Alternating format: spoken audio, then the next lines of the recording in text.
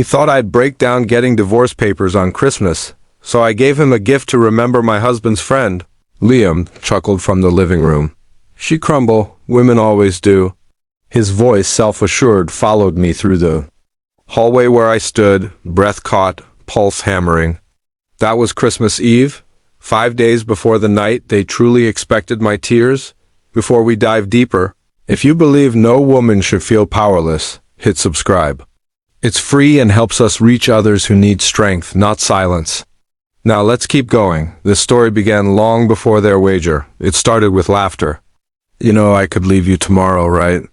Mark would joke at our upscale Christmas parties, eyes twinkling. Everyone chuckled, so did I, but inside something tightened. They didn't see the weight of those words, how often they came. They didn't notice how I stopped wearing my vibrant sapphire dress after he scoffed. Trying too hard, aren't we? Or how I'd check his tone before I spoke, praying my sentence wouldn't morph into a lecture about my flaws. Mark never shouted. His words were blades dipped in honey. Don't embarrass me. You're lucky I'm still here? What would you even do without me? Each comment came with a grin, a casual chuckle, the clink of his expensive whiskey glass. I'd smile back. I'd learned to dot at first. I defended him to Sarah, my best friend. He's just sarcastic, I'd said. Sarah wasn't convinced. You look like you're fading away, Clara. Maybe I was. I stopped posting. Missing calls from Aunt Carol, my world shrunk, molded around Mark's moods. He relished subtle control. If Aunt Carol visited, he'd loudly remind me how disorderly I'd left the living room. If I forgot his dry cleaning, he'd mutter, utterly useless. Just loud enough. Still, I convinced myself this was marriage. Stability. Then came the CEO's fundraiser. 2 glasses in, he muttered, you're just like the rest. Always wanting more. So needy. My face stiffened with shame. I didn't ask why. When we got home, he slammed the door, poured himself more liquor. I followed, poured him another. You know, I said gently, maybe we should formalize something. Just in case. You always joke about leaving. Why not make it official? He laughed, careless. You really think I need a waiver to protect my future earnings, Clara? He scribbled his name on a napkin. There, get it notarized if you're concerned. Then he passed out. He forgot about that napkin. I didn't. Had it notarized within 24 hours. Sarah helped. Looked at me with quiet understanding, handed me a pen. I folded the document, slid it into a fireproof envelope, stored it. Emailed a scanned copy to a private address Sarah set up. That night I cooked dinner, asked about his day. Laughed at his impressions, cleared dishes while he scrolled. He didn't notice how I was looking at him, not with fear, but with cold calculation. Over weeks, something shifted. I started a plain, black journal under my mattress. Logged his comments, moods, the date he came home at 1:15 a.m., reeking of perfume. I wasn't planning, not consciously. But that night, at his company's party, when he told new hires, my wife's hobby is overspending. Remarkable. I didn't cry. Looked at my reflection and thought, he thinks I'm soft, breakable. He wasn't wrong. I had been. But I was learning. Months later, folding laundry, I found a receipt. 2 wine glasses, boutique hotel, strawberries. Valentine's Day, he claimed work. I scanned it, stored it, logged it. Evidence, not emotions. At dinner, he said, if we ever split, you'll crawl back. Can't even connect to Wi-Fi without me. I nodded, poured him wine, and said, that's true. I no longer believed it. A particular silence grows in homes like ours, tight, waiting to snap. Every room echoed unsaid conversations. Every smile I wore came with nausea. Then one night I woke to a nightmare, his voice echoing, you'll have nothing. I sat up, sweating, heart pounding, and something whispered, that's not true anymore. I had the document, the timelines, and I had time. That was the night I stopped pretending I wasn't his wife. I was his shadow, polite, polished, watching, preparing. The joke he thought harmless, the whim that was my foundation. I didn't know when or how, but I knew one day he'd reach for the same old power play. And I'd be ready. I stood in Sarah's sleek office. She stared at the document Mark drunkenly signed. Did he do this willingly? She asked. I nodded. Sarah read, then looked up, pity and admiration in her eyes. "It's elegant," she said. "He gave you the knife. You're just deciding when to use it. I don't want revenge. I just want to feel safe and free." "You will," she said. "But let's reinforce this. Make sure it'll hold if he files first." She drafted an addendum. Clarity, clear provisions. He'd signed it himself, no coercion. Sarah gave me a flash drive, a printed copy, and a look I hadn't seen since we were kids plotting. Mischief. This time it was war strategy. "I'll hold a copy too," she said. That night I returned home. Mark watched football, beer in hand, socks on the floor. "Dinner's ready," I said. He grunted. This was the start of my performance. I became the wife. He bragged about, polished, pleasant, poised. When he jabbed about my spending, I laughed along. When he boasted about his promotion, I toasted him with a bright smile. I no longer argued when he was cruel. I complimented his taste. He thought I was softening. What he didn't see was I was sharpening. Mark relaxed, believing the fire in me had burned out. His behavior grew careless. Late without excuses, phone face up, messages flashing from unsaved numbers. Tonight. Same place. I saw one. He left for the gym. I opened our laptop, synced his phone data to my private cloud, forwarded screenshots to Sarah's secure email. I didn't cry, didn't flinch. Made lasagna. He came home to a hot meal and a warmer smile. At a barbecue weeks later, Liam cornered him. "She fall apart if you leave her, man," he laughed. "Too dependent." "You've got it made." I was arranging fruit nearby, didn't flinch. Placed blackberries in a perfect spiral. Mark joined me, arm around my waist, kissing my cheek. "Radiant," he said. I smiled. "Thank you, sweetheart." Next day I started recording calls. The quiet ones, when he slipped up, labeled, stored meticulously. I felt like a spy, building a parachute. When you live in a house of cracks, you learn where to step. I bought a planner, marking days. X for late returns, star for suspicious charges, dot for lies I could prove. To anyone else, meal plans. To me, a map. Eventually I stopped reacting. Became a mirror. He saw only what he wanted. A woman who'd stopped resisting. He grew bold. Large cash sums, unexplained. Business trips with cologne-filled luggage. Lipstick on a hotel receipt. Fatal attraction read. I wasn't offended. Made a note. Final confirmation 2 weeks before Christmas. Mark, few drinks in, phone unlocked. Message from Misty. He doesn't suspect. I'll file on Christmas Eve. Want front row seats? Laughing emoji, crying gif. Fingers didn't tremble. Screenshotted, emailed, deleted. Lying beside him, I thought. Of cider, Christmas Eve, planning my downfall like a party trick. He thought I'd break. But I'd chosen the date, witnesses, setting. He'd forgotten something. Hand someone a knife. Don't be surprised when they learn to wield it. Christmas Eve table gleamed. Garland, candles. Turkey glistening. Mark, in the sweater I'd bought him, grinned. Aunt Carol passed cider. Mark's parents chatted. Everyone looked content. I moved like a hostess, smiling with teeth, not eyes. Legs trembled, anticipation, heartbeat. Asterisk tonight, tonight, tonight, denitrisk. Mark winked. I matched his smile, warm, unreadable. Let him believe. He'd won? Best bird, Mr. Davison said. Clara's perfected it, Mark added. 8th Christmas, Liam chimed. Here's to 8 more, or however many we last. Mark's cruel lilt, laughter, I chuckled, plates emptied.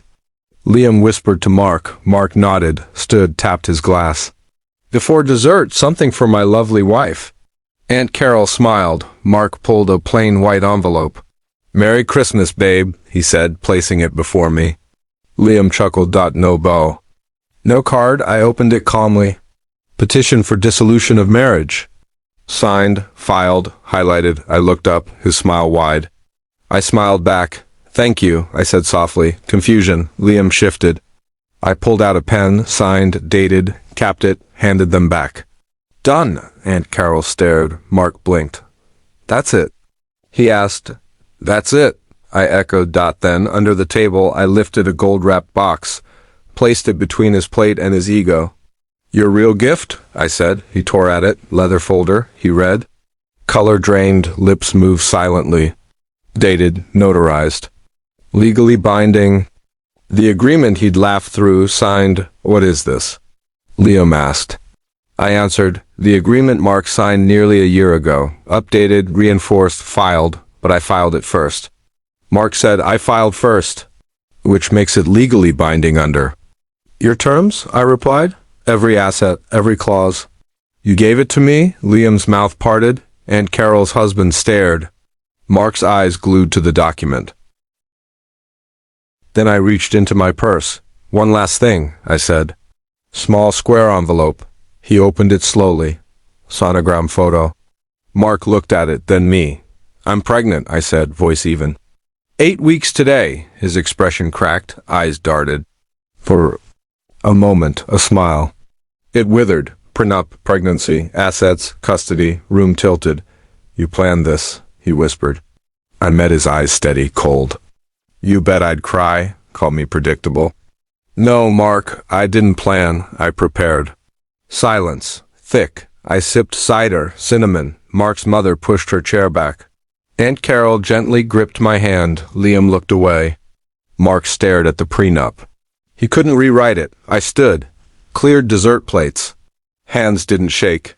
Apple pie or pecan? No answer. Mark sat frozen.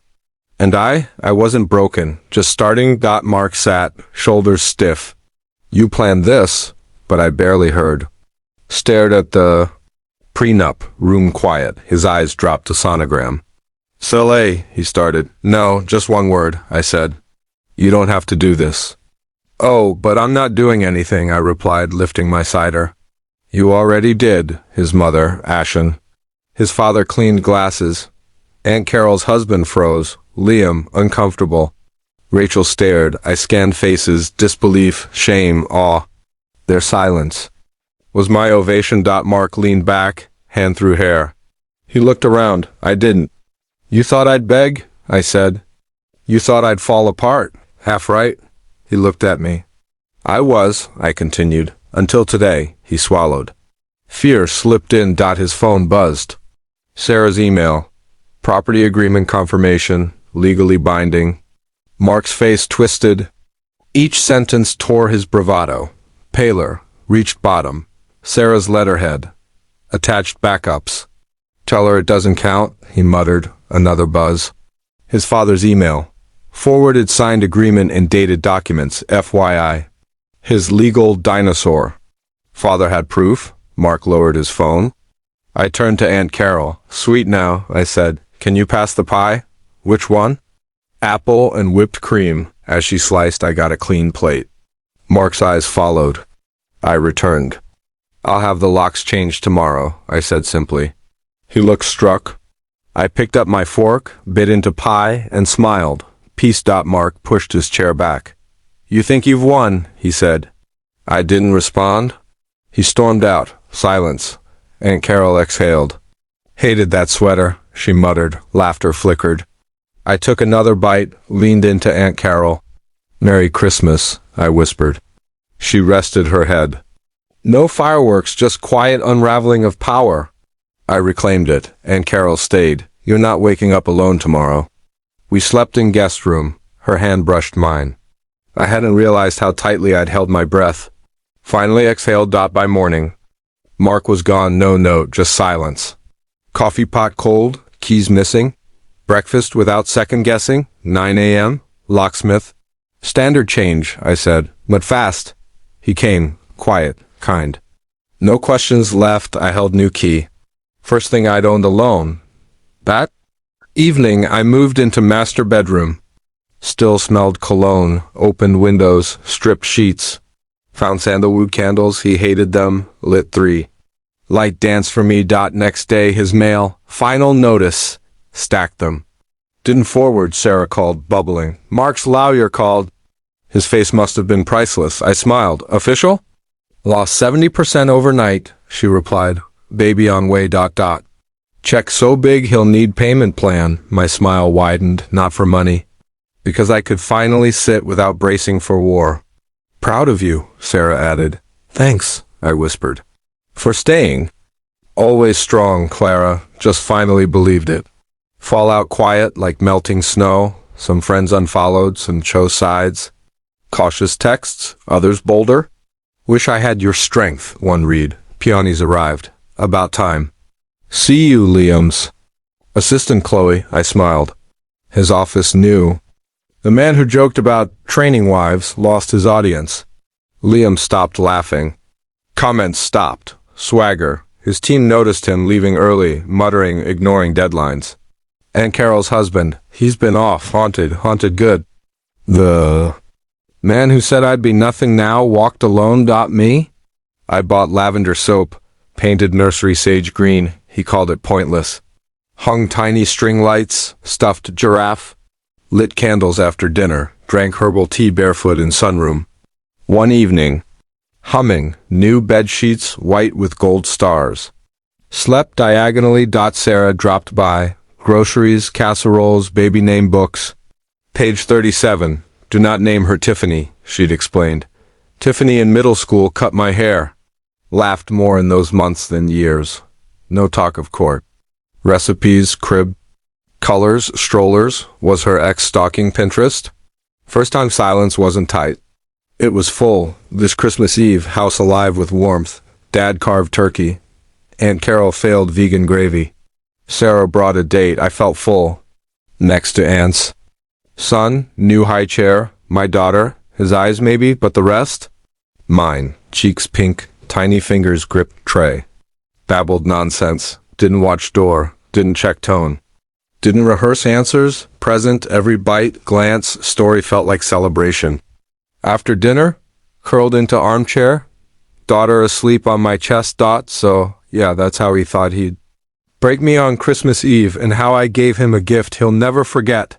I reclaimed my peace, my future, and my voice. And I would do it again tomorrow. Did I go too far, or just far enough? Let me know in the comments. And if you want more stories like this, don't forget to subscribe and hit the bell.